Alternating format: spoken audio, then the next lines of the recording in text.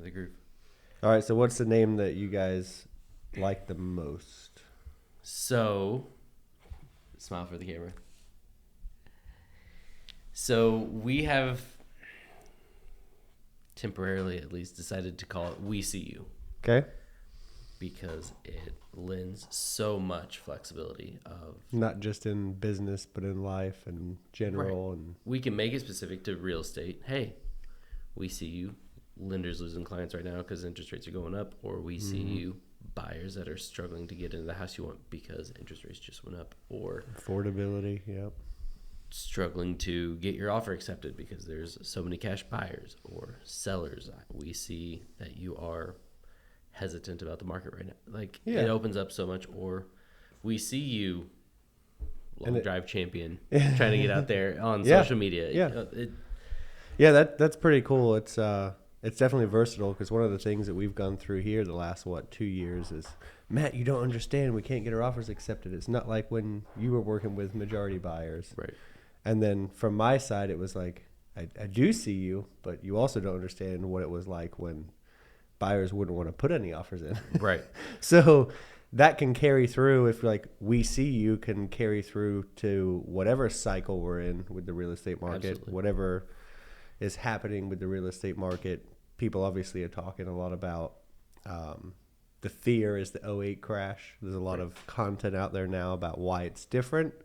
However, there's also stuff about misconceptions about corrections, what a correction is, what a real estate cycle is, why it's based off that 7 years, and that's typically because that's the time that you refinance or move. Most people have been doing it a little bit sooner because of the amount of equity gains they have. Right. And recently. the rate drops. Yeah, yeah. But, the biggest thing people are saying right now is marry the house, date the rate, right? And there's a lot of good stuff coming out about that. But my opinion on that is that, yes, we see you and we're trying to educate you in the fact that the people that bought in 2006, 2007, top of the market, 6-7% interest rates, whatever they were at the time, and they could, if they rode through it, they could have refinanced out of it into a 2 to 3% interest rate within 5 to 6 years. Right. So that's what we're trying to tell people now is, you've got get your house you want and keep the affordability as low as you can, or make it as easy as you can, I guess is probably the right way to say that. And then if an opportunity presents itself in the future, most people refinance anyway. They usually have a better job, start making more money, get comfortable. I'd use your situation, buying a house for 110. People are like, oh, there's no way. I was mad. Yeah, you thought you were getting a bad deal. Yeah, I was listed at 99, so I was like, yeah, I'm all for it. Bank came back and said, we want 140. Let's play Jeopardy. What is a short sale? Right. Yeah. How long does it take for a short sale? How is that process different? Oh, okay. There's a third party that makes all the decisions and can change the price on you last minute. Mm-hmm. Yay. They have to okay everything, and on the listing side of a short sale recently, it's been the past couple of years, but I realized how much I don't like banks. Uh-huh. Oh, yeah. Because when you are qualifying for a loan, they say, okay, since your credit score is lower, we're going to charge you a higher interest rate because of the risk. We are taking that risk. Right. And then when that same person defaults on the loan or is about, basically has default on the loan and needs to sell in a short sale, they're like, okay, but we still want this amount out of it. Like, but you've made back the money you wanted. Yeah. So they're double dipping. Banks win both ways, or they don't do anything. Right, they're double dipping that. And that's part of the reason why, a lot of people think a correction of some sorts is coming because there's money cross-lended both ways. And when you talk about the word over-leveraged, that would define a bank right now. Right. And what is the best hedge against inflation? Yeah. Yeah, owning an asset, So owning housing. If they can recall those. Mm-hmm. I mean, the situation we have, especially in Florida, is very unique when it comes to house values. You've got different brackets. So you've got the affordable housing market, which is being eaten alive by these companies like BlackRock that have moved here. Most of it started when the minimum wage hikes were, or the minimum wage plan was put into effect and passed through, which we do need wages to go up, especially with I mean, if you go with the rate of inflation right now, minimum wage should be in the 20s, Right. which it's insane. But these companies are betting that two people coming out of high school can make $60,000 a year, whatever job they do, the most mindless job possible. Like minimum wage is $60,000 a year for two 18-year-olds coming out of high school. And when you put that into perspective with the rates we had a few months ago, that was a $350,000 home, roughly. Right. 320, 350. So that drove the prices up, because now they can, if you think about it, these investment companies are saying we can control the rental space, control the affordable housing market, and rents have even gone up from, mine was $1,500 in 2019, and we've got to redo it now. And looking at it, there's no way it should have gone up to $2,500, but it's there. There's nothing in the county that's under 2,000. It's there. It's almost doubled its rental price in less than 3 years, which is, that's what people are worried about. This isn't sustainable. We haven't had a healthy, sustainable seller's market in a while. It's been unhealthy, and that had to change, and now it's changing. It's more of a panic of like 2008 is going to happen versus no, it was not sustainable. That's not normal. Right. That's not something that we can continue. The more that continues, the worse it would get. Right. So the rate hikes actually helped curve that. That's what they're trying to do. Right. There's people way smarter than me that are trying to fix that, but it's a tough situation for a lot of people, and there's a lot of unease when it comes to that stuff. But anytime I talk about, if you currently own a home, you'll look back at probably the last 3 or 4 years as the time you should have upgraded if you needed to, or downgraded, or sold and bought, because you can lock in the lower rate. You still got a good value for your home. You can never really time it, right? You can't be like, I'm going to sell my house now, rent for a year, and 2008 is going to happen. We have friends that have done that. Then they started in 2018, so they missed out on At probably least $100,000. yeah. I mean, you sold 3 years too early and missed out on $33,000 a year for just owning the same home with the same payment that you had. Right. And that payment was probably $1,300, and now you couldn't rent that house for $2,500 or less. No. And you're essentially paying yourself $30,000 a year to rent from yourself. And we can't, in our position, it's tough because you see that and you don't agree with it. But how many times can we can't make someone do something that's uncomfortable for them, because then we take the liability if it didn't work out, right? Like we don't get to control the market, but we can advise on what we see. That's what people pay us for, is being experts in what we see in the market. And I was thinking the other day, I was like, what is the best way to get through to people that real estate is the safest investment? And if you think about it, they just don't make any more land. You have a finite amount of, just like in the crypto world, Bitcoin's worth the most because they're not making any more, and there's a finite amount. So when it runs out, it runs out. Right. That's why backed by gold was such, that's why as the dollar good as was gold. important. Yeah. I mean, everyone knows that phrase, and that was what gave the dollar its money. And now we're printing so much of it to try and make up for however you want to put it, whatever you believe in with that. But we are printing a lot of money to cover some debt. That devalues it the same way other cryptocurrency works. When it comes to, they just make it, and then to make it more valuable, you have to burn it, get rid of some of it. You can't do that with land. Yeah, you can start a forest fire, but the land's still there. You know what I mean? Like if you own a piece of property, more than it was before, the more piece of this earth you can own, you're over time, it's the most solid investment you can make. Right. The only thing that's going to change that is Elon Musk when we go to Mars. Then we will have more land. Right. So technically that would be, can you imagine that? Like, you used to come from Mars. Of course my house is worth $3.2 billion. Right. We fight with appraisers about like going 5 miles out or 6 months back, but you can imagine who the first appraiser would be on Mars. How do you determine the value of that land? Well, Acquisition cost? They would have to be, cost based, and it's all cash to begin with. And then once you have a set purchase price, that blows my mind. He's like, I want to colonize Mars, and if it happens, it's going to be one of those once in a 10 to 12 generational thing that happens that changes the course of. That's the only thing in my mind that can change the value of real estate significantly. It wouldn't. One way or another. I mean, it's the reason why real estate's so expensive is because there's only so much land and more people every year. Right. But you also have to factor in who can purchase, right? Mm-hmm. So our $300,000 and $400,000, or at the time $100,000 houses, were in much higher demand because there were more people that could afford it. There were more buyers in that market. I don't know how many people are in the Mars market right now. Yeah, I mean, it's just the same as the internet, right? Everyone was like, well, the internet's fine and this and that. I'm not going to use it. I don't need to use it for my business. And then all of a sudden it's adapted everywhere after 2 or 3 decades and refined. And so those are the processes that happen with everything. If sure, at first it's going to be the Bezos, the Musk, the whatevers. Dubai will probably move there first since it has the most money. Maybe there'll be a Mars golf tour. Golf on Mars. But it's just a strange, cool thing that we get to work with.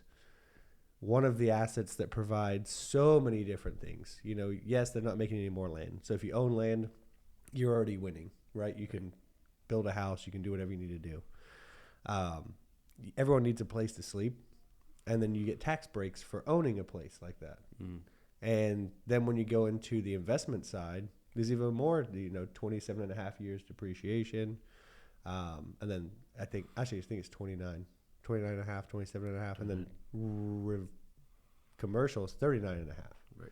So you're looking at huge tax deductions, which is why the wealthy put their money in real estate over anything else. You can get rich in the stock market. You can do 401ks, but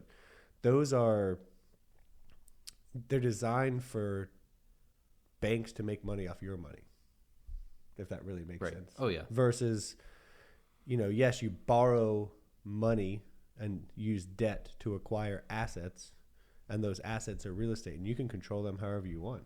You're talking cash flow, tax deductions. You got money coming in and have to pay less out. What else can you do that simply that also appreciates over time? Right. I think one of the big things that our buyers have to understand, especially in this crazy market, is the house you get needs to be one that you are okay with staying in. Yeah, for 10 to 15 years. And then if situations change and the market explodes and it's worth twice as much as what you paid for it and you want to get paid out from that, great, capitalize on that. Which is what we've seen over the last 2 years. Yeah. Right. Or if rates continue to go up, and you are essentially stuck in that house, like you still have to live somewhere. You like that house. Yeah. Make sure you like that house. And it might not be perfect, but if you go into a full-blown 2008 scenario, the choices just aren't there anymore. Right. Having a roof over your head is a blessing. Mm-hmm. So one thing we learned from there is obviously the guidelines put in place not to over leverage the typical homeowner that has a job that was borrowing more than they should to get a house in a market that was going up too fast. Right. So we don't have that in place here, but we do have similar. It looks similar on the outside, but on the inside, it's very different. This is not a housing-driven cycle, correction, crash, whatever you want to call it. This is economy-driven, inflation-driven. The housing is the only thing right now. If you put, I think we've done this before, if you put $100,000 in the bank in 2020 and didn't buy a house, now, obviously you would, but if you didn't, and you were renting for the last 2 years, you would have paid let's just say $20,000 a year in rent. So you'd have $60,000, right, and nothing that you would own today. Right. If you put that $100,000 in a house, sure you could have. Let's say worst case scenario, the AC broke, that cost you $5,000. You had some plumbing issues. Let's say you have $10,000 in expenses over that 2 years. plus you paid your mortgage payment, which is the same. So now you've got $50,000 in the bank, which is less.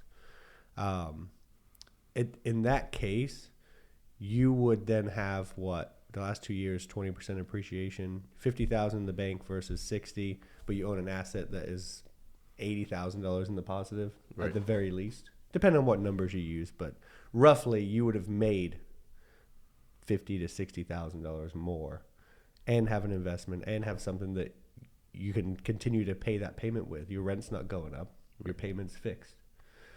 So there's a lot of different scenarios when you look back. I look back all the time and say, man, I wish I had bought that house. That's the most common thing people say in investing. For sure. It tripled in value. In 2 years, it tripled in value. So it's the biggest thing I see these bigger investors say when it comes to their worst investment is the one that they didn't make. Mm-hmm. And that resonated with me pretty well. And I think if we can I think we do a pretty good job of it here, of educating. Obviously, we have a lot of past educators, but we try to make people not see their future, but see what their 5-year plan looks like, and say, sure, you don't want to buy on an upswing, but you can never really time the market. If you try to time the market, you'll always be sitting still and never do anything or make the wrong decision. In the case of that one specific house. There you go. That's better. Okay. In the case of the one specific house, the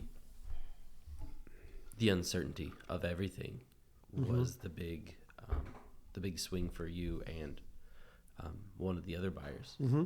Like, if you can get now looking back and knowing that you could have gotten a house for $140 is a ridiculous thought.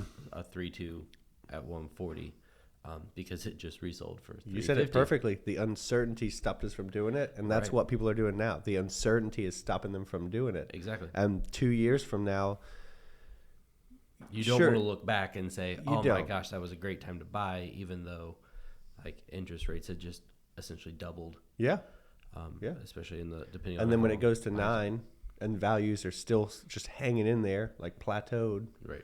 Then it's like, man, I wish I had done it then. And it's the amount of people I have closing now, like the closing I had yesterday. They're like, I'm so glad we jumped on this. The 4.75% that we got locked in at looks great today. Right. And they were coming from 3.2, 3.5 if they'd have done it a month earlier. Right. So luckily they were in the mindset to get that done, because now, even a month later, they can see how much of a benefit that was. Right. And a lot of people are the same way when it comes to those kind of things. If you wait for the right time, you'll never have it. That's doesn't matter if it's buying a house, starting a business, having a baby. There's all those things is never a right time for. You never have enough money for it. You never have, there's good guidelines to follow. I like the Dave Ramsey thing with the 6 months in reserves.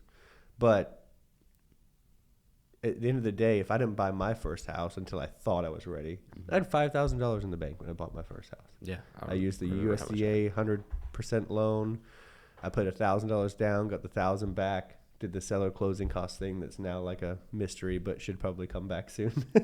It's starting to come back a little bit. Right.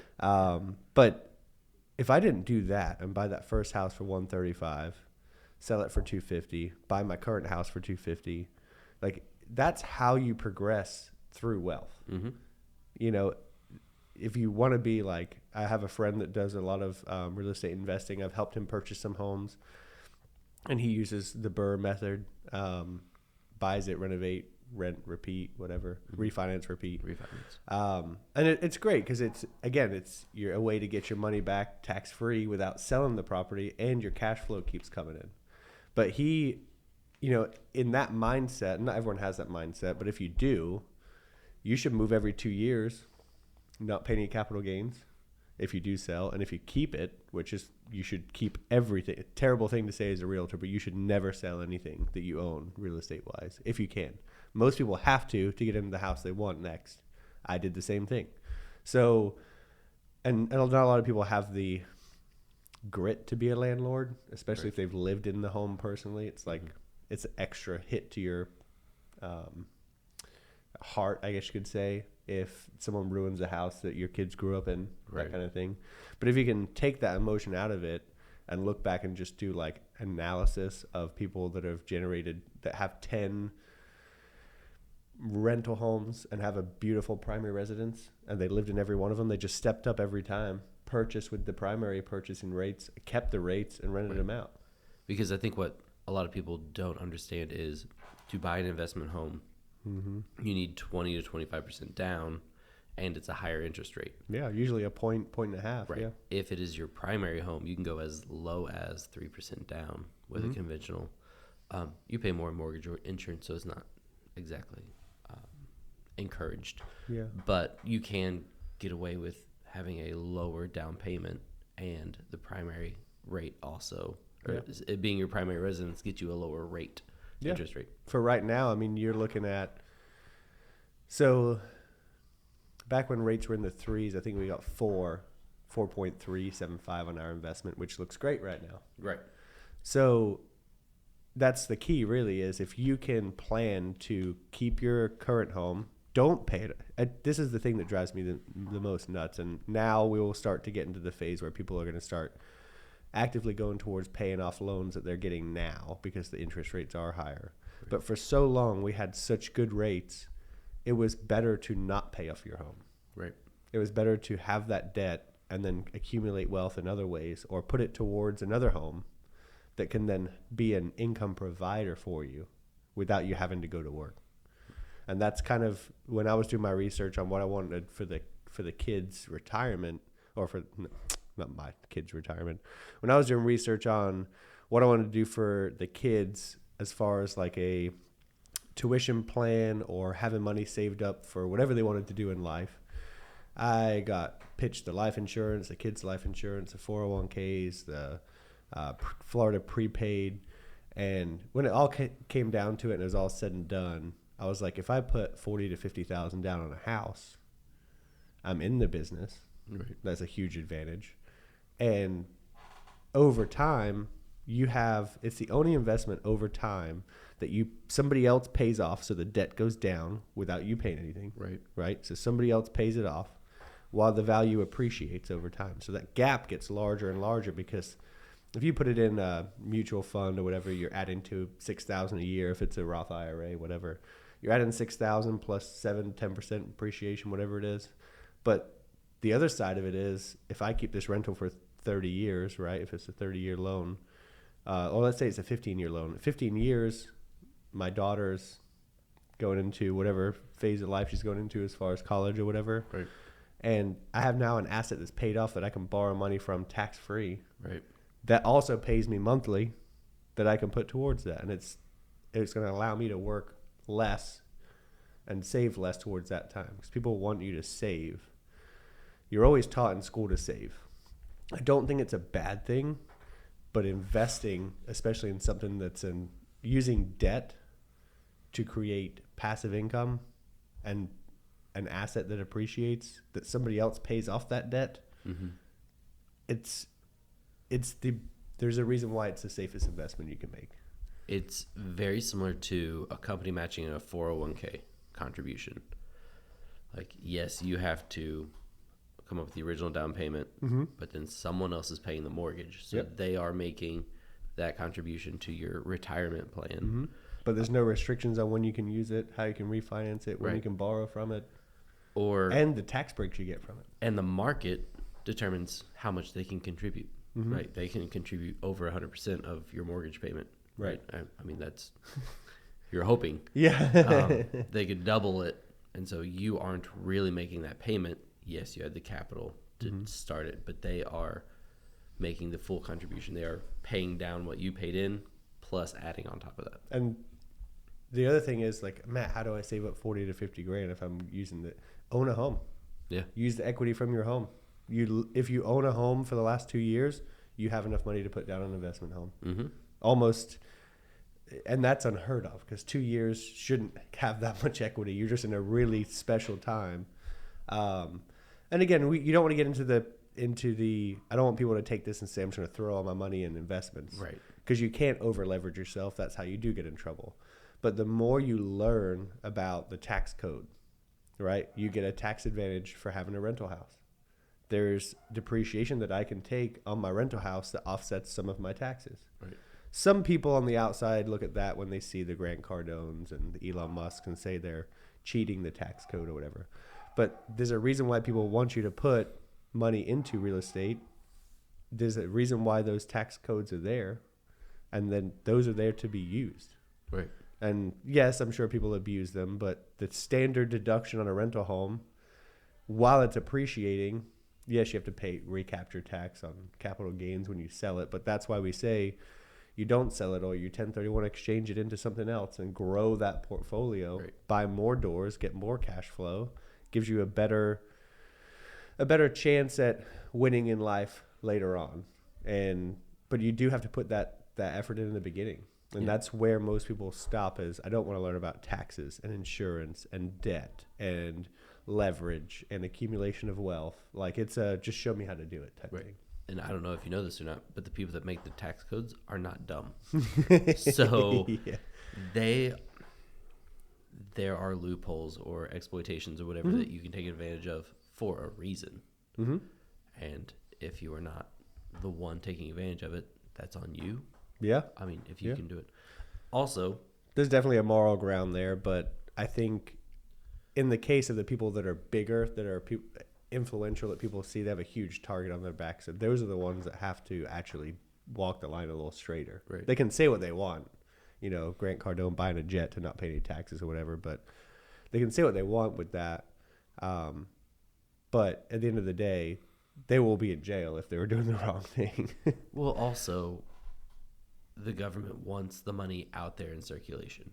Yeah. So it's a way of forcing him to spend that money. Yep. It went somewhere else where pay tax on it, jobs. or basically secure Boeing jobs for the next year and a half. Right. Whatever that is. I don't know how much it costs to pay people to make planes, but you know where I'm going with that. Right. But that's what happens. The people that make planes can continue to make planes because they have income coming in. Mm-hmm. Those people can go to the grocery store and buy stuff from the grocery store. It's all a big trickle-down effect. But I do understand there's the balance between the really wealthy, the middle class, the upper middle class. It's starting to become a little too one-sided, I guess you could say, where a lot of the wealth is going to a couple of different people and organizations. And that's the scary part, really, about all of the housing that's being purchased in Florida after the minimum wage hike. I keep saying hikes. It's not a good way to put it, because we needed it. The minimum wage, the new requirements for minimum wage are put into effect. They saw that and said, well, look, like I said earlier, you've got this much money coming in for the average person. Housing's going to be here. They're going to be able to afford this. And then all of a sudden, apartments jumped up from $1,200 to $1,400 to $2,100. Right. Almost like in a year. Well, if you're expecting a normal pair of people, almost a couple, but if people are renting together, whatever it is, and you're expecting them to make $60,000 a year, that's $5 a month. Mm-hmm. So $2,000, 40% of your income going toward housing isn't a stretch. Mm-hmm.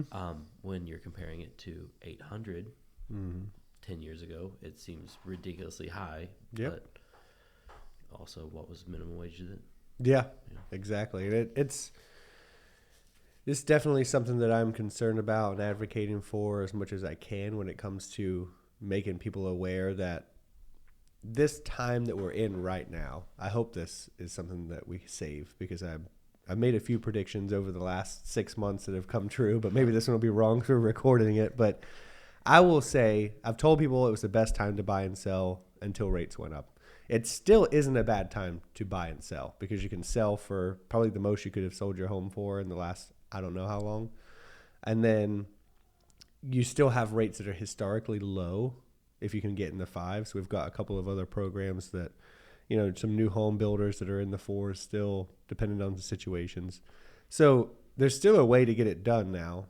And if things do correct, or there is something that happens with, let's say we go back down to 2020 home values, like roughly around there. If we go down that far, rates have an easier way to go up. It's easier for them to be able to go up, because then they see a reason that's going to force prices down is affordability, right? Or if there's some sort of job loss or those kind of things. But right now we're struggling to get people to work. So the supply, and then obviously getting people to get to work, those are two things that are working against housing values going down, if you ask me. And then the one thing that's going to help, if you follow interest rates, if those spike, that's going to have to correct values because affordability is already at this tipping point. So really the best way to follow the market right now is following the rates. And if you ask me, in 6 months to a year, people that are getting 7% or 8%, if it's there, are going to wish they bought now. Right. And that's even if the price is a little bit lower. Right. Because affordability is going to be worse. That's the thing that people don't get is you buy on affordability, be comfortable enough. I mean, you're still going to be uncomfortable buying. I get it. We were uncomfortable buying our first homes, right? Yeah. So it's not like you have to be perfectly comfortable and everything feels like butterflies and rainbows. But you have to be able to say, I can make this payment and we can live here in this house. And then if there's a correction in values, it doesn't matter to you. Your affordability is still there. It's not going to be cheaper to buy that house because the rates are going to go up. Right. Because they have to. Yeah. So we'll have to do the math on this later, but $400,000. We can do math on the fly. Let's see. Let's put it to the test. Yeah.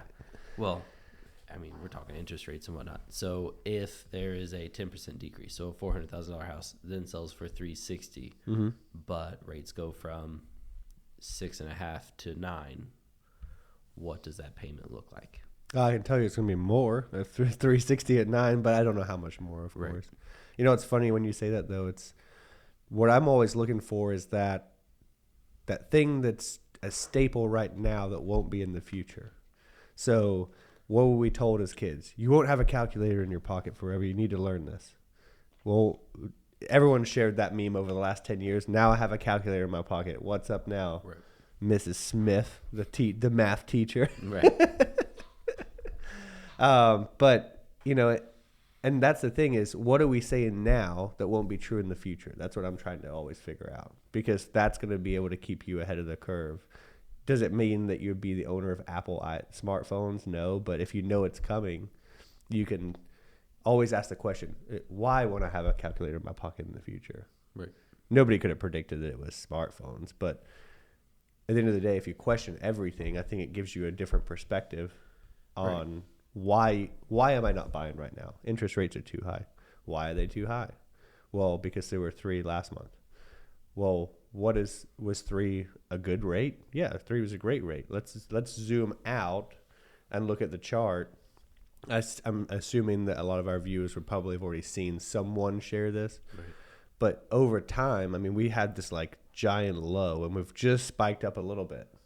Right. Like we're on the way up. Right. And people are like, I can't do this here. Right. When we go up here, it's going to be, wow, I wish I had done it there. Right. And that's the big thing is once you start questioning why, start asking some questions on what is your situation? Why don't I want to buy a house? Maybe you've heard that the market's so tough right now. Well, that's shifted, right? So the buyers that have not been able to get their offers accepted now have a little bit more power depending on the house they're looking for. The caveat to that, the caveat to that is now they're in a different price bracket. Yep. Because interest rates have gone up. So they've been looking at $400,000 houses, but now they're looking at $350,000. Mm-hmm. And that would, if that continues, that's going to bring those houses that they were looking at back down into the $350,000 range. And that's what we see as far as a correction goes. Just because the expectation was set before, like, oh, I could afford this house before, now I can't? No. This time, for what's happened right now with affordability, just kind of plateaued the values. But if it happens again, my personal opinion is that whatever you can afford, I'm not going to say right now in space and time, but within the last month or two, those values are starting to plateau. And if rates go up more, that whatever the affordability is should follow the values. So if rates go up slowly from now, we can maintain that. If rates spike again, we probably can't. That will be a correction. But a lot of people are saying it's a 6 to 12 month type thing, maybe 18 months total. Surprise, surprise. That's right around the election time. Right. Everything's politically driven. But that's something that I have been following. And as soon as the rates went up, it would put a giant like e-brake on, like a truck air brakes. We saw all of that happen instantaneously. like the sound effect. Is it a seal or is it a truck? We don't know. We are close to SeaWorld. Watch the video to find out. So I wonder if a lot of that historically has been psychologically driven. Yeah. Like, because whatever we think, we do. That's right. Well, again, people that have been shopping in the $400,000 range, they are expecting to be able to afford that whenever the rates go up. So then they're like, well, I'll either wait for rates to come down, which probably isn't going to happen, or like, well, let's just see what's going on. And then they're not satisfied with the houses that are in the $350,000 range because they've been looking at more affordable houses. Side note, this is also why we want you to get pre-approved before shopping. We don't want you falling in love with that $400,000 house and then never buying a $350,000 house because that's what you can afford. But if all of those shoppers, because we do have shoppers, right? We've got plenty of buyers. Oh, yeah. And they are being more hesitant because what they can afford now isn't what they've been looking at. Right. So if they're hesitant long enough, the market will start to follow that, right? Yeah. So that's why I think psychologically that would come back down. That's kind of what we reached our tipping point with a couple things. So the market was just nuts because rates were still good. And then that drove the values up. Then when we got that rate increase, it was kind of a perfect storm of, okay, affordability is getting worse, and I can't get my offer accepted no matter where I'm at. So there was like a burnout and a rate increase, an affordability hit at the same time. So it was graduation week. So it was like the historically slow time for real estate, rates, affordability, and then them just being burnt out in general. Because over the last 12, a lot of realtors do this to themselves. Over the last 12 to 18 months, they've posted about how frustrated they are and how they can't get their offer accepted. And then what that does, and then you hear it in the media, and you hear negative. So what I think we do as a good thing at the brokerage is highlight the positive and then mitigate the risk around it. Right? So we take the examples and we zoom out of like 2006. If you bought in 2006, everyone would say that's a terrible time to buy. If you still own that home today, you are in a way better position than if you rented through it. Right. And that's it's not a perfect straight line, but that's the graph of real estate over time is a continual line upwards. And what happens, what I think with the psychology side of it is you hear all the bad news. You hear the realtors that are frustrated. You hear new realtors that don't know any different. You hear a lot of different things. And even with the media now, it's like, what do you believe? Right. Which media do you believe? Which news is fake news? The one that you don't agree with. Right. So at the end of the day, what I've learned over the last few years is your thoughts dictate your actions. Your actions dictate your like habit. So you start getting into a new routine, and then that routine dictates your new thoughts. Right. So if you can change the way you think, it doesn't have to be real estate related. It can be, we see this all the time in the gym, right? People get hurt and then they change their thoughts, and then their thoughts dictate new actions. I need to get in shape. I've needed to do this for a long time. It's been sitting in the back of my mind. I thought you were going the other way with that. And then the gym, then you start seeing results out of the habit that you've created. And then your thoughts change and say, it's not that I have to go to the gym today, is I must. Right. Or I want to, because I've seen positive reinforcement from my body changing and from people starting to say, you look great. That one thought changes your entire mindset with that. And you can do that with anything. Right. It's hard. It's not easy. It's not easy at all to change how you think especially when you're deeply ingrained in a habit. Right. But that's what they say. If you stick to something for 2 to 3 weeks, you'll create those habits. Those habits will start dictating your thoughts, and then they'll become easier to do it. Right. But if you understand it, which is what we do with real estate, we try to get you to understand where you're at right now, not just what you've heard. Right. Like, why is it a bad time to buy? If you ask most people, they just say, oh, well, rates are up. And then you say, well, what does that mean to you? Right. Like, what can you afford? I don't know what I can afford. I just know I can't get a house.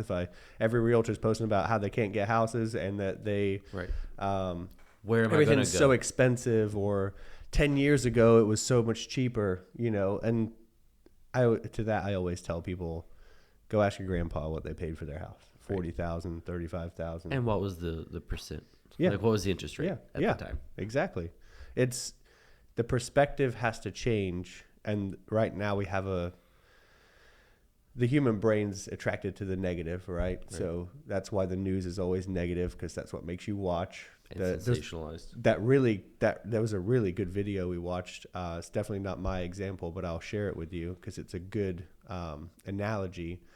Was that if you're driving down the highway and you see the most gorgeous sunset in the world, you're going 80 miles an hour, you're probably going to still go 80 miles an hour, but you look over and be like, that's pretty, right? You're not going to slow down. What happens when there's a giant truck on fire on the side of the road? You slow down and watch. To the point where traffic is stopped. Yeah. But it doesn't happen for a sunset. So the positive and the beauty in the world is almost like taken for granted, if you will. But the negative is always like, oh, what's going on there? The human brain from cavemen basically was programmed to find what's going to hurt you, or the negative. It wasn't, I'm sure the earth was beautiful back then. Right. And maybe they did appreciate it, and our brains have evolved since then. But it was always the basic human brain was, what's going to kill me today? How can I eat? Right. Still have to keep your head on a swivel. Fight or flight. And that's what we default to. So when we hear bad news, it sensationalizes us. This is why we can't call it the Wheatley Realty Really Witty podcast, even though I nailed it that time. Got it. Yeah, that one's out. And of course, you get to know. Of course, now that we're not using it, I can say it. But you should have heard me try to say that. Sensationalize is hard for me. That one was hard too. But that's what catches our attention, and what we try to do here. It's not just focus on the positive, right? Because the negative's there. It's a balanced thing. It's more of a don't focus on that and stop it from making you doing something positive. Right. We can see the positive in 5 years from now for you. Doesn't mean it's going to be sunshine and rainbows along the way. Doesn't mean that there's going to be a time where real estate corrects. But if we can set you up right, you need a house. It's going to help you build some wealth. And then later on, if you wanted to go pay off your cars right now, you could get a HELOC and pay them off, and reduce your car payments. If you wanted to go on vacation, you can use that versus having to save through the years to do that. Right. Now, obviously, you decide on what you want to do with your own money and your own equity. But that's something you don't have when you don't own. A HELOC still has an interest rate, but it's a whole lot better than a credit card. Yeah. And you can consolidate debt. You can refinance as a package. I know you've done that. I've done that. And that's going to become more and more. I wish I had done that too. Right. It really will. When I could have had all of my debt at 3% instead of. Mm-hmm. There's just so many different things that one of the big things I found out with real estate investing was everyone looks at the ROI and the cap rates now, right? Like when I bought mine, the payment was like $1,100 and the rent was $1,500, and people were like, well, that's not a ton of cash flow. It's not the best investment in the world. But look at it now. The payment's the same. Right. And you're looking at $2,500 minimum. So that's what happens over time with this, is someone else is paying off your debt. Like I've said before, you've got appreciation of value, equity, and then you've got appreciation of cash flow, the rent, but the payment's the same for 30 years. Right. And why would I rush to pay that off? There's no need. Yeah. And that's the companies matching your 401k, right? Like what you're putting in is still the same, but what you're getting out is way more than it used to be. Yeah. And then you would assume, even if there was a correction, right? Some of the potential equity that I had, equity is potential money unless you use it. Right. Some of that money goes away. And if you want to focus on the negative of that, you can sit there and feel sorry for yourself. I should have sold it, and now I've got $60,000 less in potential equity, you know. Or you can do what most real estate investors do and just ride it out. Yeah. The Warren Buffett method is, if you want to sell me the stock cheaper, I'll buy it. Right. If it I'm not in the market to sell things. I'm in the market to hold them for a long time and let them pay me. Right. That's really what the game is. And if you look at any of them, one of them that I follow has like 7,000 doors, if you will, like properties. And he's the same way. It's like I had to learn about debt. I had to learn about leverage. I had to learn about insurance. I had to learn about managing money. I had to learn about the tax code. He's like, everyone wants to follow their passion nowadays. Like my passion. And the passion is to be where he's at now. But he's like, well, if I followed my passion, I wouldn't have done any of this hard stuff. I wouldn't have done it. Do you think I like writing books and doing this and doing that? No, I don't like to do any of that stuff.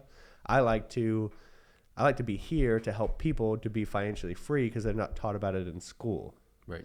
Everybody. To do that, I have to do things I don't like, which fulfills my purpose, not my passion. Right. Yeah. Everybody wants to be successful. They just don't want to put in the work to get there.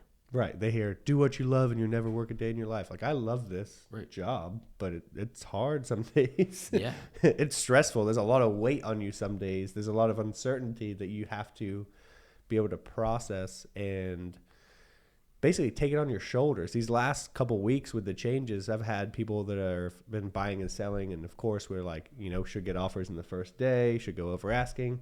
Right when the change hit, I had to have those answers for people. And not a lot of people can shoulder that responsibility. Right. And it's all on you. And do you think that's my passion, to feel like everything could fall apart and it's all on me? Right. No, that's not my passion. Breaking bad news in general. Yeah. And another thing about the sensationalism and positivity and negativity, there were so many social media posts over the past few months of, in our market, we're getting $40,000 over asking, or people are coming in cash and paying X amount of dollars over asking price or appraised value or this and that. And yeah, that was a thing. But it can't be expected by everybody. Right. And it can't be expected to be sustained either. Right. Yeah. That's not a common thing. We had new addenda. It's not healthy, that's for sure, because you're literally, what was the one that everyone was sharing in the first part of 21? I think it was just like, I have an apple for sale. Right. And it's like, I'll give you $3 for that apple. 17. 20. Yeah. And you're like, it's an apple, right. Guys. And yeah, it's fun. And we're getting into that creative world where those type of things are going viral. But again, it's the negative stuff. Even if it's funny, it's the negative stuff that gets to go viral. And we do like to share the positive, so maybe that's why it's not as sensational to other people. But the people that we've helped really get it, and that's why our following is so dedicated and loyal to recommending and referring us, because you feel safe in a space where a lot of people have bad experiences with people that are just trying to take advantage of them. Right. And that's really all. That's anyone listening, that's our entire business model. That's it. It's just do the right thing even when people aren't watching. Right. Make sure you're giving the people the right advice based on what you would do with your own money. It doesn't mean it'll always work out perfectly, but if you're telling people, honestly, you shouldn't sell right now, that goes a lot further than if you were just to say sell to hit your numbers for that month and get the award for top producer of the quarter or year or whatever and feel good about yourself and, that kind of stuff. If you're truly out there to help people, you can't fake it. You have to be authentic.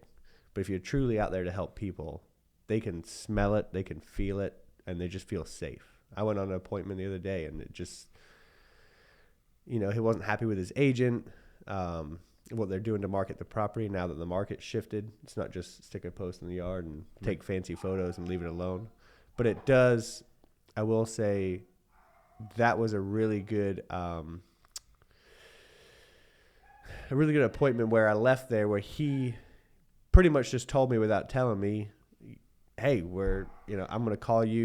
You're my guy when I'm ready. I've got some things to do, but when we're ready, I feel comfortable. I feel safe. And then obviously the performance have to be there too. You can't just be a nice guy or girl. And I used to get in that trap too. I told you guys all that. Yeah.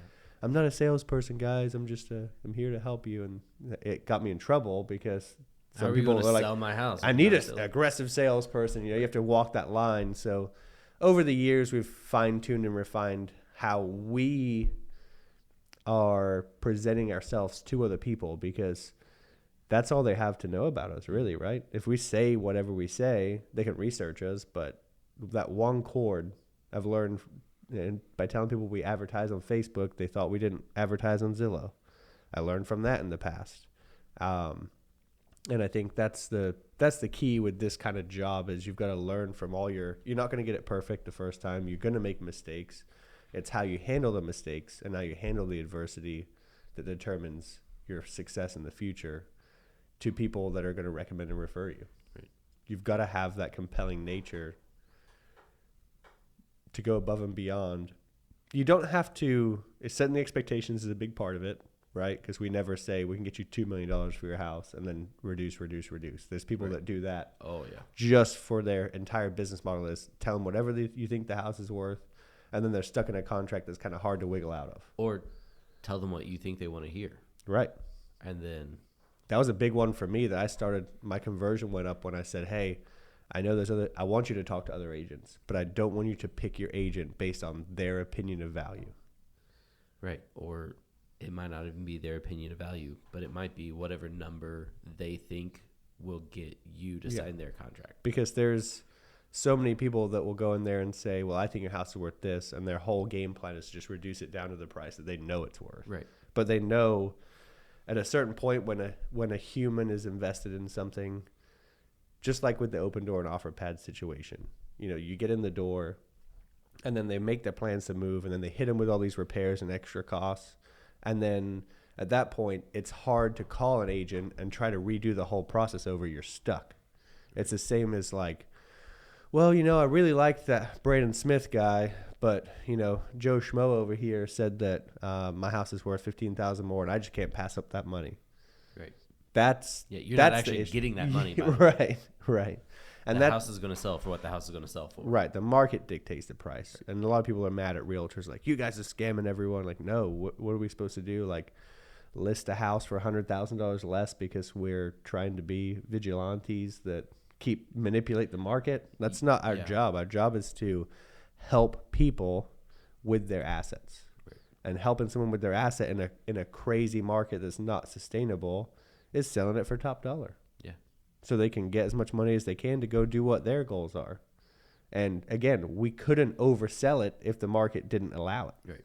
And we still set those expectations of, here's what I think it should sell for. Here's what right now we're hopefully appraise for. Even though we're not appraisers. Right. Here's based on the stats what we think it'll appraise for. So here's about what it should sell for. Mm-hmm. But who knows if somebody's going to be willing to come in and go $15,000 over asking. Right. Or not. Yeah. If interest rates get hiked, then that number might come down. But we set a reasonable expectation based on experience. Yeah. And we're also shifting our expectations now to say, hey, look, I know you've heard this for the last 12 to 18 months. Mm-hmm. That's not happening. Right. It's shifting away. If it does happen, it's specific properties that are in high demand, and there's no real way to know what those are. I mean, other than the under 400,000, basically the affordable housing that the government's buying up in different assets or whatever.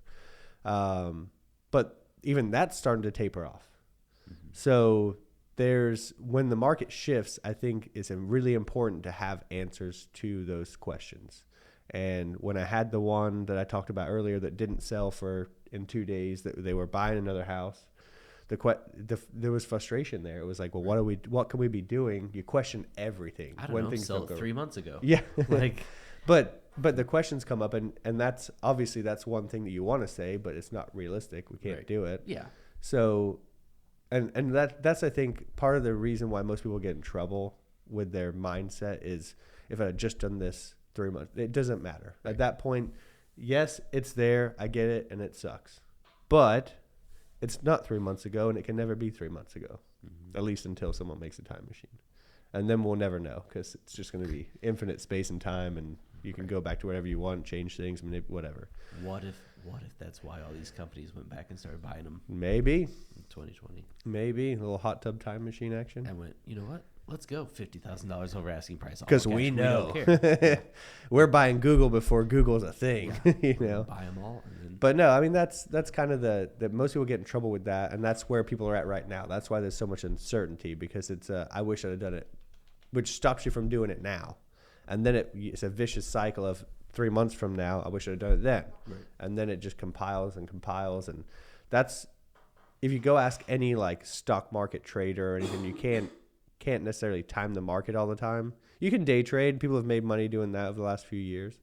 But any good investor in the stock market that lasts a long time, that doesn't just make a quick buck, they never time the market. They buy on the way up, not at the bottom. They buy on the way up. Or on the way down. Or on the way down. Just or both. But you lower have the to average. you have to diversify with that, because otherwise you'll miss the boat and you'll just sit standing there and you won't move. Mm-hmm. You'll just literally be standing there in the same spot a year from now.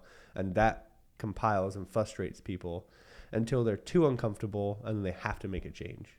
And then again, it's always a negative mindset because you're doing what you should have done 3 months ago over and over and over again, versus just taking that leap of faith, knowing it's going to be okay, based off of real estate is, over the long term, a safe investment. Right. So here's the thought that I've been having lately. You know, the quote unquote plan. Take out money from my current home as a home equity, let that season, and then possibly use that as a down payment for another home. And I think, why would I do that whenever interest rates are high and values are high? And I think I'll still have the other one that I got for 110, and that payment is, after refinancing, blah blah blah, $1,100, $1,150 a month. Averaging down, like if you're buying stocks, if you want your cost per stock as low as possible. So if it drops, you buy a little more. If it drops again, you buy a little more, so that your cost per stock is lower. My cost per house, even if I bought another house at 400, I'm all in at 600. Yeah. So it's $200,000-$300,000 house is not.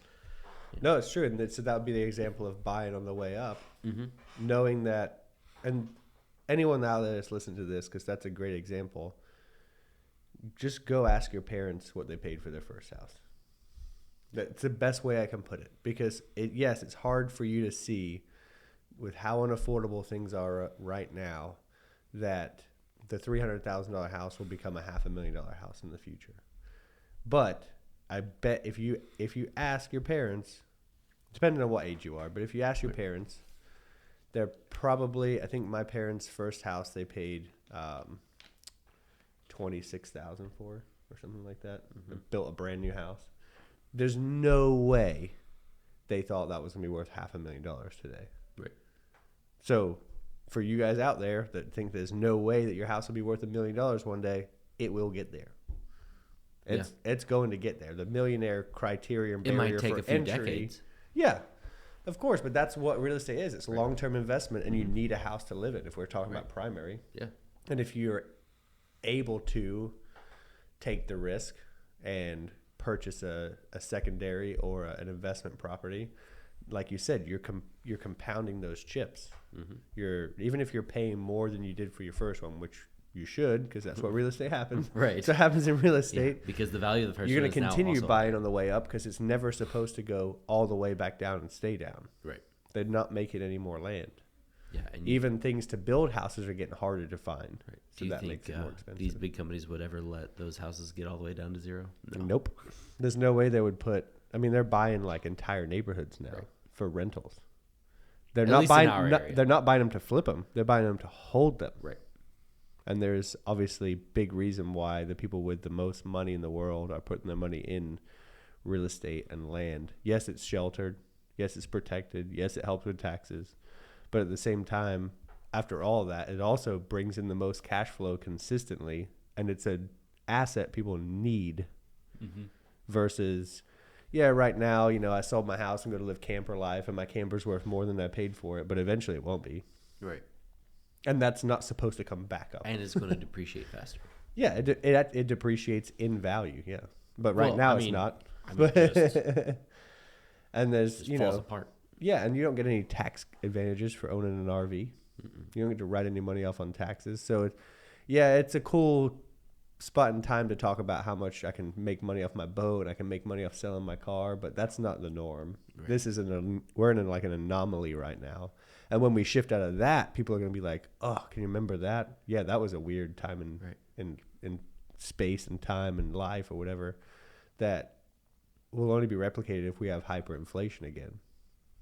I'm worried Supply issues, basically. I wonder how many people that bought an RV in mid 2020 when they couldn't go anywhere, so they resorted to the RV life. Will go, man, if I had put that $100,000 into a house in 2020, it would have easily doubled their money. I saw another funny video that was like, in 2019, I was going to pay $100,000 for this boat, but instead I put it in the stock market. Now I have nothing. So I mean, everything is a risk, and everything's an investment. You would typically think putting $100,000 in the stock market would return more than buying a boat, but technically, if you look at today what the boat would be worth and what the real estate has happened to the stock market, yeah, it's worth a little bit less. But over time, those stocks should go back up and everything. Right. But the RV part or the boat part will not. Yes, the benchmark for entry will probably be higher because everything's getting more expensive. But it will depreciate over time as you put miles on it and use on it. Right. Versus a house that does not, because the land is still the most valuable piece of it.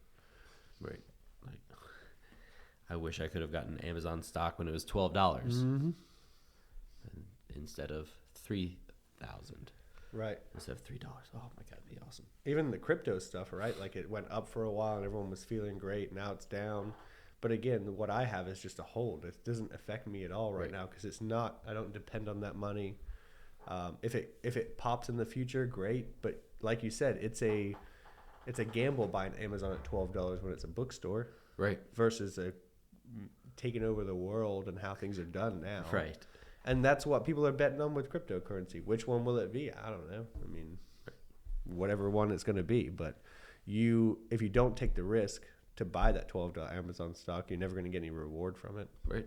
And everything is risky in life. My favorite quote with that is, everything's risky.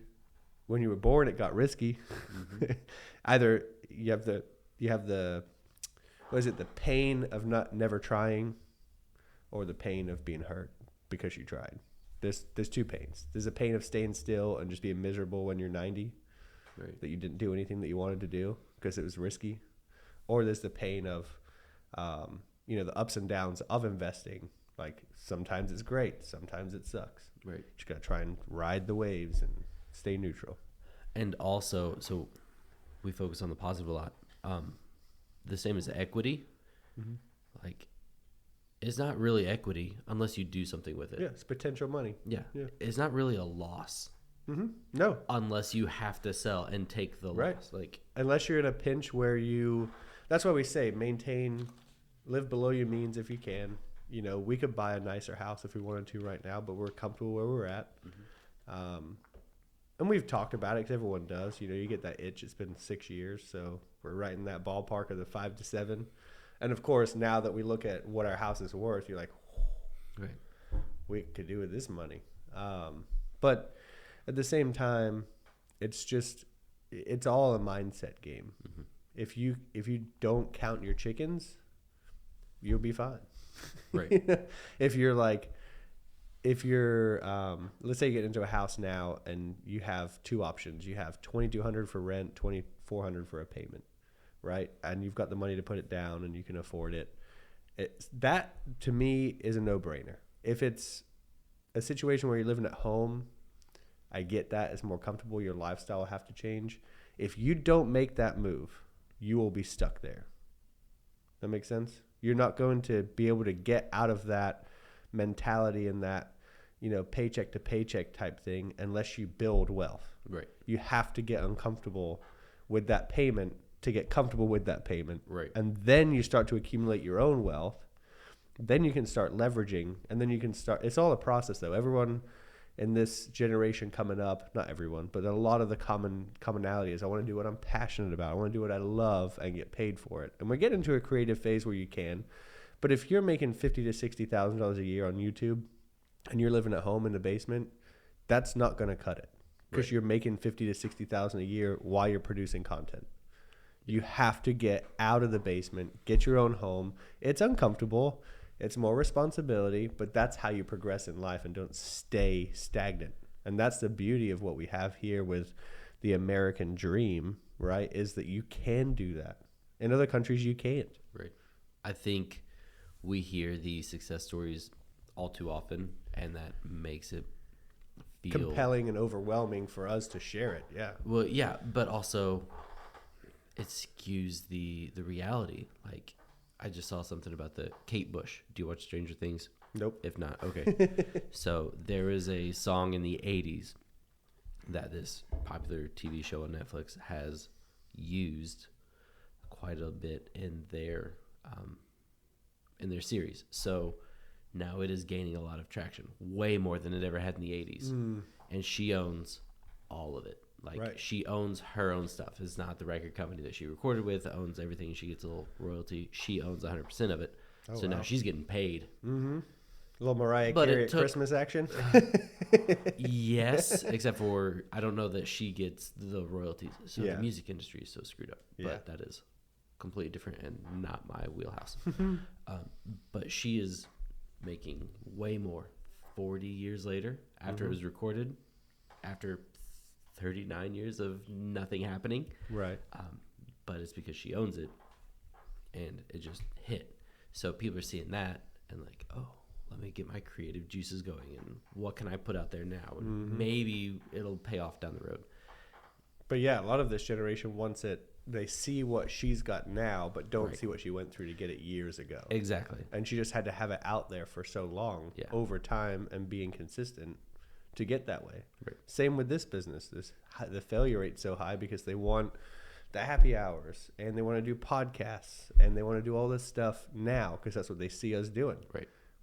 How long have you done real estate without doing a podcast? 4 years. For me, it's 8, 9. So, you know, I shared one of my first videos with you guys from like 2017, and everyone's like, "Oh, you're so good on camera. You're like a natural at it." Like, no, I've been 5 hard years of figuring out Right. I don't like looking at my face and how I sound to be acceptable with it, and now I can move on and do it. I'll have to show you this video later. Ed Sheeran was on The Tonight Show or whatever, and he's like, "Oh yeah, everybody thinks, oh, you're so talented. You know, it was a natural talent, a natural talent." And he's like, "No."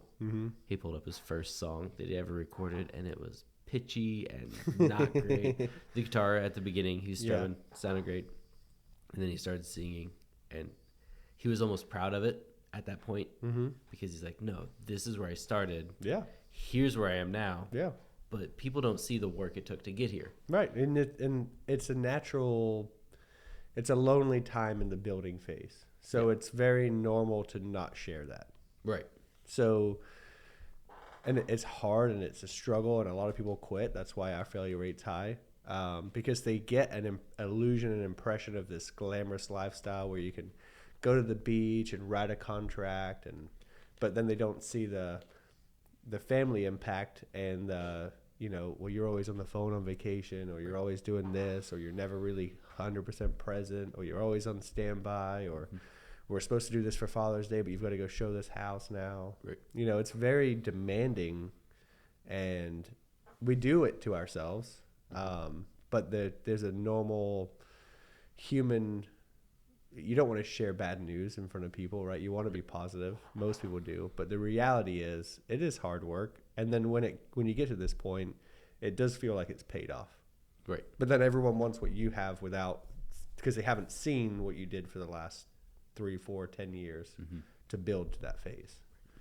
And that's a reflection of customer service. So when I hear those, I'm like, I have to do this if I want more business to come in. Yep. Like, we go above and beyond for our customers because that's what they deserve. I could go, oh, it's Saturday at 9 a.m. I'm not responding to you until Monday at 9 a.m. Right. But in our business, is pretty cutthroat. They'll just go find someone that will. Right. Yeah. Okay. Well, that's fine. I'll go find somebody that can answer the phone midday Saturday. The loyalty is definitely, it's. I don't think it's necessarily the public that's not loyal. I think it's the perception of how real estate works, right?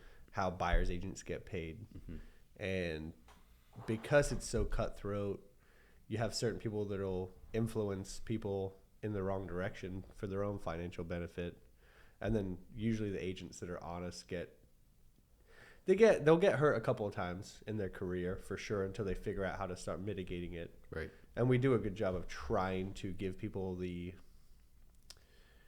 until you've been through it and you've experienced the loss and the hurt, it's hard to explain. So you kind of have to go through it, but at least we can tell you the warning signs and then protect you if needed.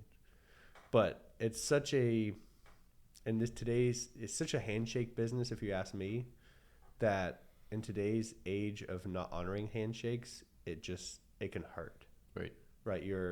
And there's so much competition. There's so much aggressiveness. There's so many people that promise you the world that your bond with that handshake is kind of like, what is best for me and how am I supposed to do it? So it's not really, I don't really blame anyone in the public that doesn't understand how it works. We just need to do a better job of educating them how it works so they know.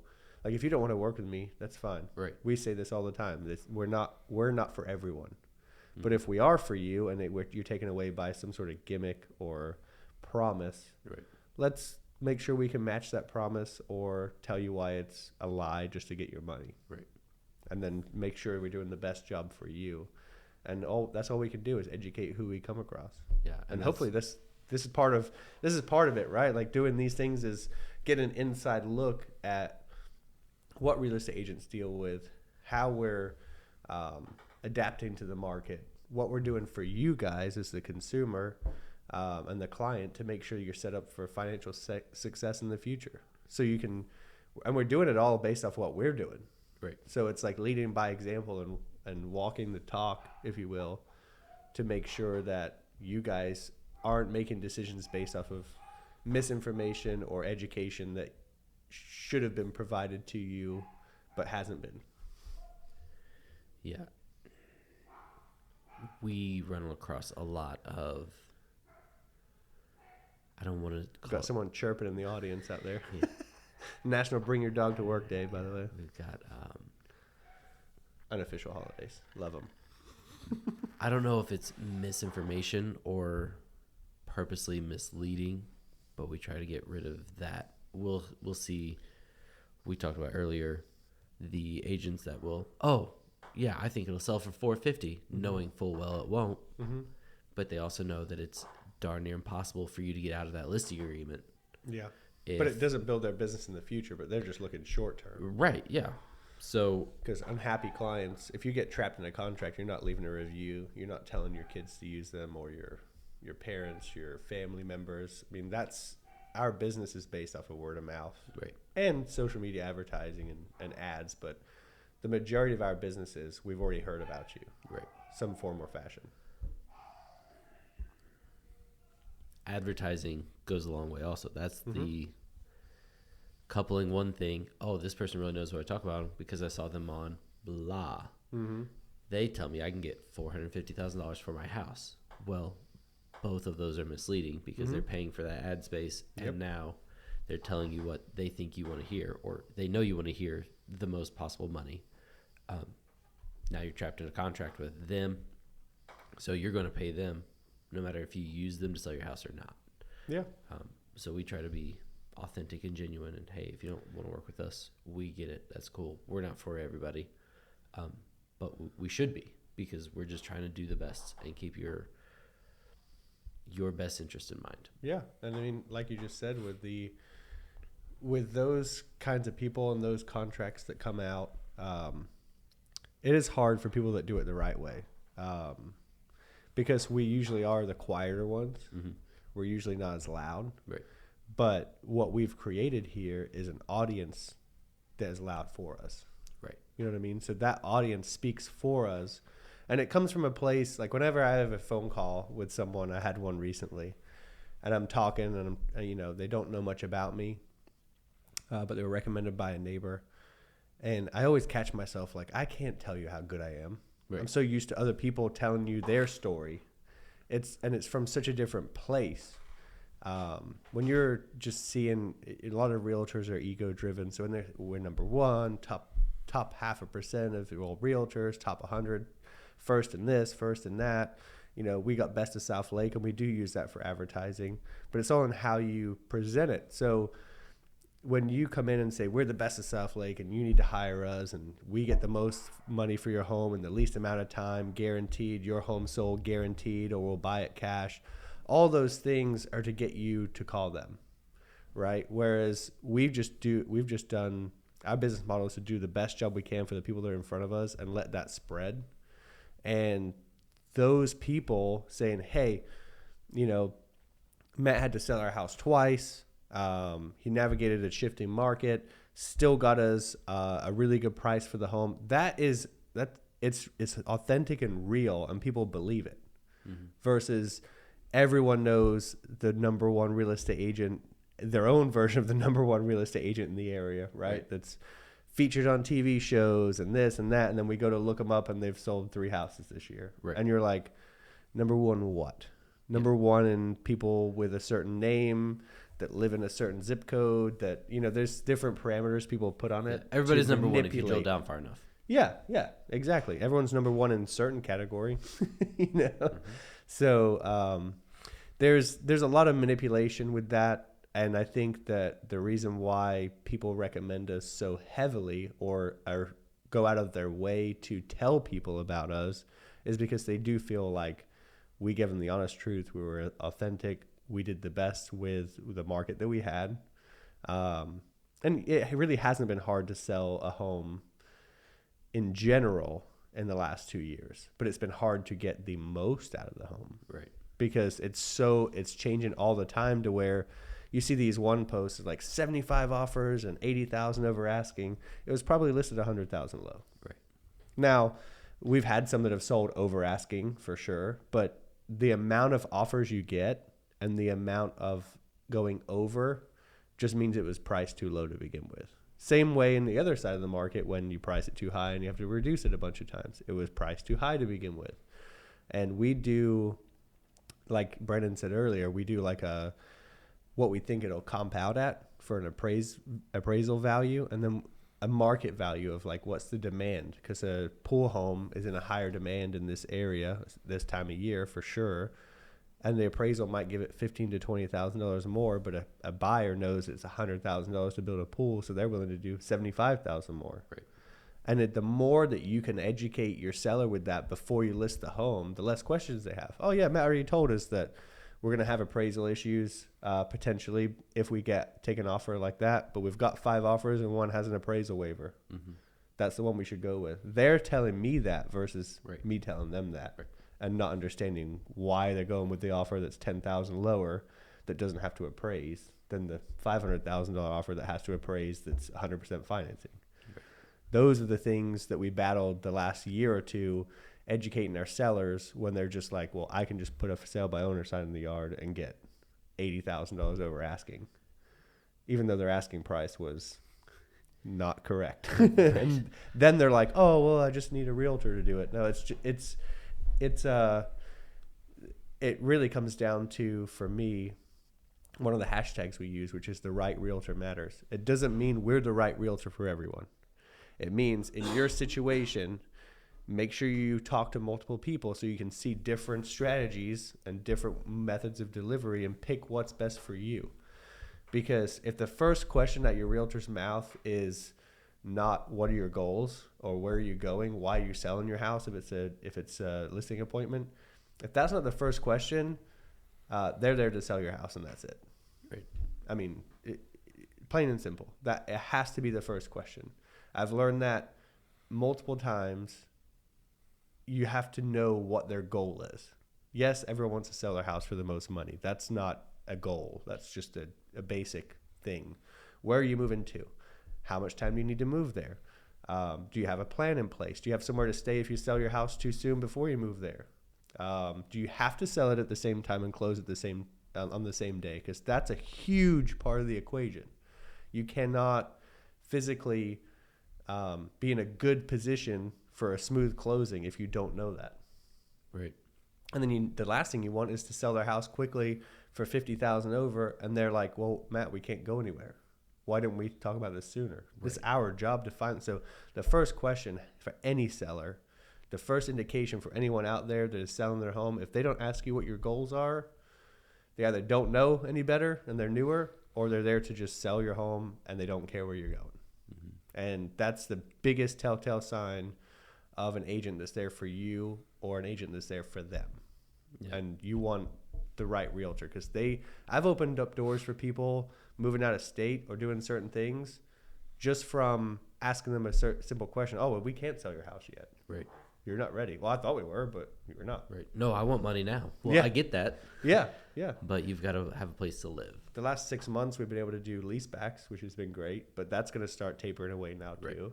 So then we're going to have to start educating our sellers on why that's not possible anymore and how you balance the line of a really high offer and, moving out of your home earlier, and they're going to have the same issues like, well, where do I go? Mm-hmm. So those are the things you work through, and you say, well, look, let's have a contingency plan. We had one for one recently that just kept getting delayed. And it was, for me, I was uncomfortable with it, but it was the only option we had at the time. And it did all go through. But if the buyer hadn't signed, it would have put it in a pretty tough spot. But we had a contingency plan for that too. But they moved into the house because there was 2 or 3 delays, and there's like 3 closings happening in a row. And this one's holding it all up, but one person's in an apartment. Now they have to pay their mortgage. So we come up with a plan for my seller to move into the buyer's house, pay them basically a month's rent to cover the mortgage. But then knowing that their house is going to close in a couple of days, they didn't want to pay that and close. So we put that money towards the closing upon successful closing. So it's all about figuring out what works for everyone. So in that case, the original seller got their money to pay, so they have to pay 2 payments. My clients got possession of the house that they wanted to move into, and then this one just closed a week later. Luckily, it closed a week later, but that was the risk, and everyone was aware of all the risk. Mm-hmm. If the worst case scenario happened, they moved into the house, that money went towards rent, and then we resold their house. Right. And then we're looking at, they paid a month's rent, but they're in the house that they love.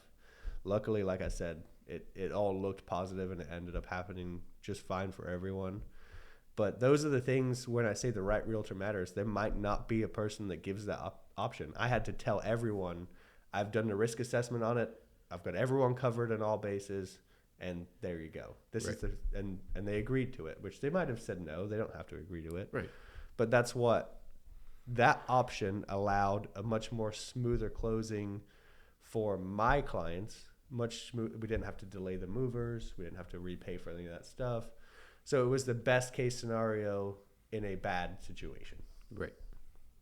And that's what we have to do. That's part of our job. Yeah, we can't avoid bad situations. They will happen. A lot of stuff's out of our hands as realtors. We got lenders, title, all kinds of stuff that's out of our hands. Yeah. And the more we educate our clients on that, the more they understand. But some realtors take advantage of that and they lie about it. Right. Because they're like, oh, well, it's not my fault. The lender didn't do this, or title didn't do that. And eventually, what we're running into now is we're smart enough to know that if that would be an issue, so we starting to call people out on it. Right. And then they gave them more defensive. Right. Like, hey, this can't be an issue because this happened. Oh, well, then we find out that they messed up with their client. They just don't want to look bad. Right. That happens a lot. I mean, honestly, just tell me that. Yeah. Like, I messed up. I missed this. I would respect someone much more for saying, because that's a sign of courage, right? Right. Is respect someone much more for saying, it's a crazy time. I forgot to send this document in. It's going to cause a delay. It's all on me. I would go to my client on that and say, that agent was honest with me. Yes, this is a delay because of them, but they were honest with me. They told me the truth. It's going to cause this 1-day delay. Right. That's it. I think we should give them a pass. Right. That would be my honest answer to all that, even though it's a frustration. Right. I don't think they're hiding anything from me. It's not a... When they're hiding it, then you're like, okay, now it's starting to get... You can smell it from a mile away. You get defensive. Everyone starts fighting against each other, and then all of a sudden we're not working together for the one common goal. Right. And you start questioning everything that they have told you previously. Well, did they really do this? Did they really do that? Mm-hmm. They said this was ordered. Was it? Yeah. And so... I know you ran into that situation recently with... Basically, that you get that feeling in your gut that something's up, and then either it is up or they figured it out, but they didn't tell you what they were going through when they were going through it. Right. And it's much easier to work with you if we know what's happening. Yeah. You've got to be on the same team in this business. And right now, it's growing further apart. Yeah. More commonly. And people are trying to tell you how to do your business. Real estate's so funky because different offices have different rules, I guess you could say, or different ways of doing business. they're not necessarily wrong, but some provide more liability or less, depending if you do it right, to the sellers, to the homeowners, to the buyers. And there's so much, because it's been so fast paced, all of those little things have been kind of no T's crossed and I's dotted. It's been very throw it against the wall, we'll be fine. Just like the escrow deposit situation, there's so many that could be claimed, and the process to claim it is almost not worth it. And if you have a string of closings, it'll ruin them all. Right. So the ones that know that they have you by this imaginary collar, basically, they have you on their leash. They exploit it, and it's not fair to sellers or buyers. It puts them in pretty tough situations sometimes, and it's our job to try and find those flags and warning signs and make sure it doesn't happen to our clients. Right. But it's becoming more and more a me, let me get mine type situation than it is a let's work together. Yeah. And I think if anything happens in this market shift, it's going to be the ones that work together that make it through it. Right. Absolutely. And you're going to look for that. Mm-hmm. Hey, I've worked with this. If you're representing the seller, you get multiple offers. I've worked with this person before. Yep.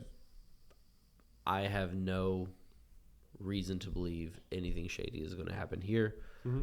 Should be a smooth closing. You never know what the buyer is going to be like. Right. So it's possible the agent is great and the buyer is flaky. Buyers are dictating a lot of agents right now.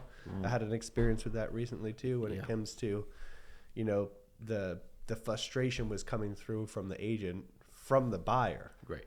It wasn't really the agent that was frustrated per se with me. It was the buyer was frustrated with this particular situation was insurance related. So it was like, well, the roof's 20 years old. We need a new roof. I'm like, well, it's not leaking. Great. Get insurance. And they were like, well, we can't get insurance. We've checked with 2 places. Can't, or you don't want to pay the price. That's the thing is the buyer was dictating, you need to get me a new roof because it's older. Right. And the agent was caught in the middle. And we were giving them pushback saying, well, we can get insurance. Here's the policy. Here's a roof certification. Here's what the next process is for you to do. And they didn't want to do it. Right. And the agent, they could have done it for their buyer, I guess, and educated them. But it seemed like you knew who was driving that bus was the buyer. And if you didn't do what the buyer wanted them to do, they go find an agent that would. Right. And that's been an issue we've been dealing with for a while. But in that case, I had to take a step back and say, look, this agent's not pissed at me. They might think they are. Right. But they're not upset with me. They're upset with their client, and it's just being projected onto me. Right, because they can't give it back to their client. Right, because they'll lose them. Right. But they can give it to me thinking that it's not going to hurt them, but really it does because they continue that pattern. Nobody's really blackballed in real estate, but like you just said, I have 2 offers. This person is very combative towards me all the time. Let's say they're identical offers.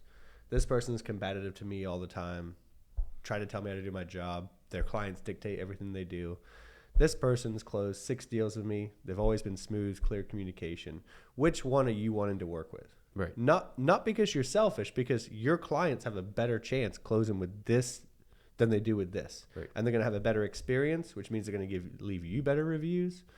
They're going to recommend you to other people based off of who you work with. And we don't get to choose because there's not often that there's 2 identical offers. Right. But even if this one's lower, I would probably tell my clients and advise them on my experience, at least with both, and say, I've only had one experience with this one. I think the clients dictated her, but it ended up canceling because we didn't do what they wanted. This one's closed 6 deals with me. Use a lender that's local. I know what the process is going to be here. Most of the time in that situation, we just ask that offer to match this one. Right. Or better. But this is going to be not necessarily the highest offer for my client, but the best. If their goal is to close and buy another house, this one is going to cause a lot less stress. They're going to close on time, which is going to save money from redoing all this stuff with taxes and prorations and moving movers and deposits and scheduling power, utilities. There's so many little things that can ruin the entire experience at the end. Moving's hard enough. Don't need to make it any harder. But you take this one, versus this one. And now this agent, and this is just a hypothetical scenario, right? But this agent now has not got their offer accepted based on how they've worked with another agent in the past. Right. And it's hard to prove. It's hard to monitor. It's hard to have a metric for that in your business and your success, but it happens. Which 100%. is also why we want you to interview other realtors. Yeah. Because if you are selling, you need to make sure they have your best interest in mind and not just here to sell your house. If you're a buyer, you're going to spend a lot of time with this person. Mm-hmm. So you need to like them. Yeah. And in both scenarios. And they need to understand what you want. Not right. There's a lot of agents out there like, oh, you want brown cabinets? Everyone wants gray and black and white, right. Not brown. If you like brown, that's what the house. You're living in the house. A lot of agents forget that aspect of you're not buying this house. It doesn't matter if you don't like the area, or you don't like the schools. If they like it, you're helping your client get the house they have to live in, right, until they sell it. You don't have to go visit them. You don't have to do any of that stuff. Which that person probably isn't planning on it anyway. That's true. Yep, and that's why they get into that. And agents a lot of times let their own emotions dictate things, or their own well, I like that house better. I don't know why you're offering that one. Well, yeah. I mean, yeah, sure. There's sometimes I think, really, you guys want to go on that one? But I'll ask exploring questions like, what'd you like about this one versus that one? And then usually the more questions you ask starts to make sense because you can start putting yourselves in their shoes. Mm-hmm. And if it doesn't make sense, then you can say, well, maybe you're missing the fact that this house actually does have more of what you want from what you've told me. Right. Can you tell me why? Maybe there's one X factor that they just cannot get past. Right. Right? Like the neighbors had chickens or whatever. Mm-hmm. And they're just like, that's a no for us. Right. We need an HOA or whatever, or vice versa. So there's usually something that's influencing the decision you don't understand, and the more questions you can get to know them and connect with them and ask, the better. Right. Which is also why we want you to be completely honest with us. Mm-hmm. And it's hard because, people have been burned in the past or have a bad experience or whatever. But I always tell people, whatever you're comfortable sharing with me, the more information I know, the more I'm able to be able to help you. Right. In most cases. But I know most experiences people have, they don't have that. The more information they know, the more they hold over their head versus actually helping them. Yeah, and that's another talking point will probably be its own podcast. Like the people that don't want to work, the people close to us that choose not to work with us because they're afraid of us knowing their finances or their credit or whatever deep dark secrets or whatever it is. Or that they can be an absolute monster of a person, or if it goes bad, it's extra awkward. It's harder to fire that person. And so, you don't want them, how do I say this, they know they might get greedy if they're selling. Mm-hmm. Or they know they intend to lowball forever and waste your time, or not actually buy if they're buying. There's a lot of different reasons for that, And so if they go through that process with someone else and we're like, why wouldn't you use me? Mm-hmm. And like, oh, it's just a cousin. Yeah. Like, okay, I get it.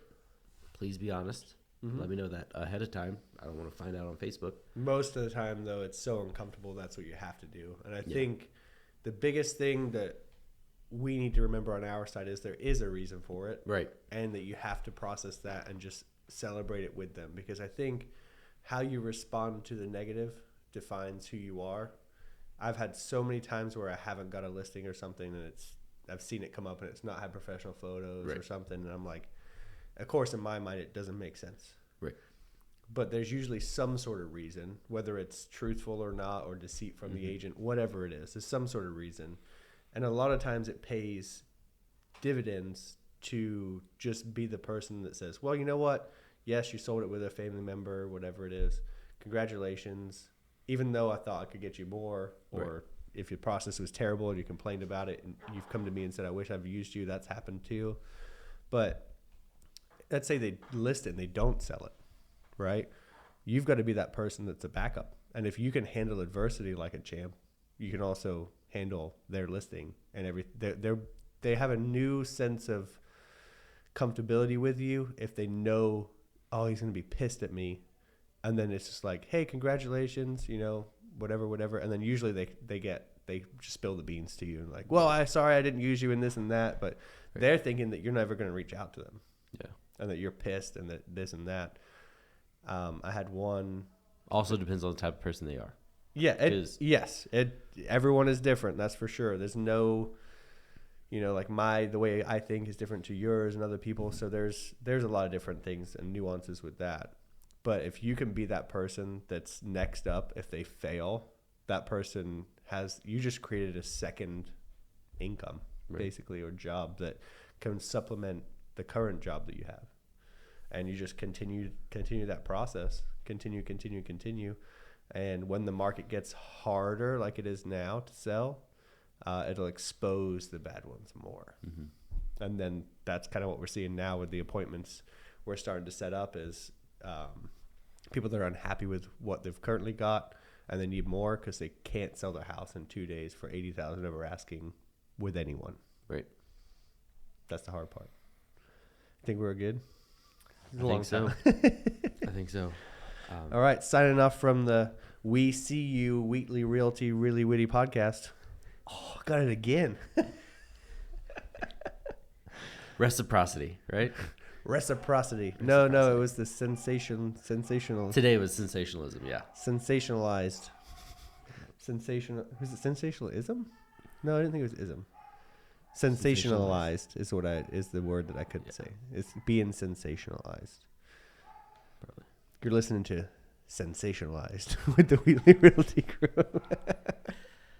Do you want to be sensationalized? That sounds terrible. I think every what kind of podcast is that? It's called Instagram, TikTok. Yeah. Captivating. So should we start signing off with like the highlights of what we covered? Like we saw you. We see you. No, we saw you because we're signing raising off. It's in the past. Like we see you. It doesn't matter. It's in the past. Everyone loves a good Rafiki. Yeah. Now Disney's gonna flag it. We can't post this. Just clip it out. Yeah.